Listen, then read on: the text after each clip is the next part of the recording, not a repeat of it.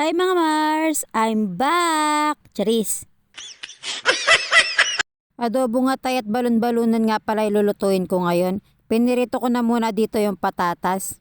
Ngayon ko nga lang pala masusubukan na iprito muna yung patatas. Napanood ko lang to. Alam niyo naman, gaya-gaya ko kaya ginaya ko na rin. Charis! At nang nakuha ko na nga pala yung gusto ko sa patatas, sinahon ko na rin. Mag-iumpisa na rin kasi ako mag-isa dito. Sa mga nalilito dyan, kung ano unahin, sibuyas ba o bawang, please lang, unahin nyo yung sarili nyo, Charis.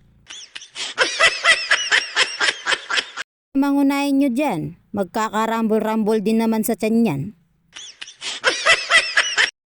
At nang lumabas na nga pala yung aroma ng sibuyas at bawang, nilagay ko na rin dito yung balon-balunan. Medyo matigas kasi to kaya dapat unahin igisa. Lagay na rin ako dito ng dahon ng pampaswerte daw at ng paminta. Tsaka ko lang hinalo-halo at tinakpan. Makalipas nga ang 10 minuto, tinignan ko na rin. Medyo malambot na rin dito yung balon-balunan kaya nilagay ko na rin yung minarinade ko na atay ng manok. At nang nailagay ko na nga yung minarinade ko na atay ng manok, dinahandaan ko lang sa paghalo. Mabilis kasi malusaw yung atay ng manok. Parang atay lang natin yan. Pag di nyo tinigilan kakain, malulusaw din yan. Charis! Pagkalagay ko nga ng toyo, tinakpan ko na muna, hindi ko na muna hinalo. Pagkaraan ng 5 minuto, naglagay na rin ako dito ng pampalasa pa at hinalo-halo ko na muna. Tinikman ko na rin dyan, medyo nakulangan ako sa asim kaya nagdagdag din ako ng kaunting suka pa. Muntikan ko pa nga nakalimutan yung pinirito ko na patatas. Nang maalala ko, nilagay ko na rin dito. May paprito-prito pa kasi nalalaman na yan tuloy, Charis. Tama na nga pala sa akin yung timpla nito kaya wala na ako nilagay na pampalasa pa. Medyo pinapatuyo-tuyo ko na lang dito. Mas masarap kasi dito kung medyo tuyo. Okay na yan mga Mars, luto na. Pagkayari ko nga pala magluto, nagligpit na rin ako dito sa sala. Habang nanonood pa yung anak ko at habang nasa mood pa. May pasok nga palang umaga yung anak kong babae kaya maaga din ako nagising ngayon. Niligpit ko na muna tong mga sangkatutak na charger namin at nagligpit na rin ako dito sa divider namin na ginagawa namin patungan araw-araw. So lang tinatamad ko na talagang linisin to. Paano ba naman kasi tatanggalin mo yung mga nakapatong mamaya meron na naman? Nagligpit na rin ako dito sa kwarto namin. Mag-aalis kasi ako ng punda ngayon kasi maglalaba ako. At sinundan pa nga ako ng anak ko, nagpapabukas siya ng candy. Binuksan ko na muna dahil hindi naman ako titigilan nito hanggat hindi ko nabubuksan. Wala na kasi siyang ngipin sa harap. Pagkabukas ko nga ng candy niya, nilayasan na rin niya ako. Tinuli ko na rin yung ginagawa ko.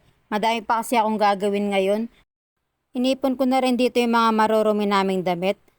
Medyo masikip nga pala dito sa patungan ng mga unan namin ngayon. Andito kasi yung mga baby essentials ng baby number 3 namin. Malapit na rin kasi ako mga anak kaya inunti-unti ko na muna yung mga gamit niya.